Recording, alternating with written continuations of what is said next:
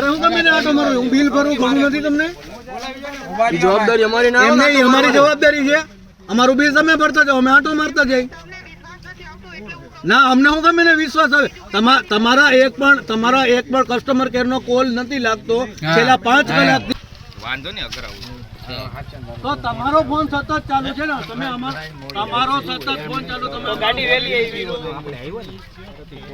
તકલીફ એ છે કે વારે ઘડીએ અવારનવાર ગુજરાતનું કહેવાતું સ્માર્ટ સિટી રાજકોટમાં અમારા રેલનગર વિસ્તારનો કર્ણાવતીની આસપાસનો જે ખાસ વિસ્તાર છે એમાં છાસવાર એમ કહીએ તો 3 કલાક 4 કલાકથી વધારે, આજે તો 5:30 ગયેલા, હજી 1:30 વાગે અમે માથે ઉભા રહીને કરાવ્યું ત્યારે, કારણ કે 12 વાગ્યાથી પીસી 12 વાગ્યાથી જોલી આવી ગાડી એની, અને કે અમે ફીડર ગોતી છીએ.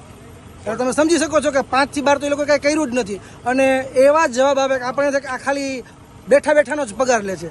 જો એક દિવસ લેટ બિલ જાય તો બિલ લાઇટ કાપી જાય છે. લાઇટની સર્વિસ વધારે પડતી આ રેલનગરમાં આપી નથી. વારે ઘડીએ લાઇટો વહી જાવી, નાના છોકરાઓ હોય, વૃદ્ધો હોય, કોઈ બીમાર હોય, એ લોકોની શું પરિસ્થિતિ, હેરાન થાય, એ કેવી પરિસ્થિતિમાં હોય એ તમે ક્યારેક અહીંયા આવો તો તમને ખબર પડે. બાકી તો ખાલી બધાને બેઠા બેઠા એસીમાં બેઠા બેઠા વાતું જ કરવી હોય. અધિકારી કોઈ આવતા નથી, અને કોઈ પણ જેટલા નંબર આપ્યા છે એ નંબરમાંથી પણ કોઈ ફોન ઉપાડતા નથી, કોઈના પણ. અમારા આ બધા 150 જણા ઊભા છે, કોઈના ફોન ઉપાડ કે બસ આવી જાય છે 10 મિનિટમાં, અડધી કલાકમાં. અમારે એક મિત્ર 8:30 ન્યા જઈને લેખિતમાં ફરિયાદ આપી, અને એને કીધું કે અડધી કલાકમાં આવી જશે.